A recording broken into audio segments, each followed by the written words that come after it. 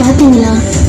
இனிமே என் அப்பாவும் இங்க இருக்கிற நீங்க எல்லாரும் தொடர்ந்து விடாம வாழ்நாள் முழுவதும் பாதுகாப்ப கட்டாயம் கடைபிடிக்கணும். வேலைக்கு போயிட்டு பத்திரமா வீட்டுக்கு திரும்பி வர வரைக்கும் உங்களுக்காக காத்துட்டு இருப்போம். என்ன புரிஞ்சுதா? புரிஞ்சுதா? இங்க பாதுகாப்பு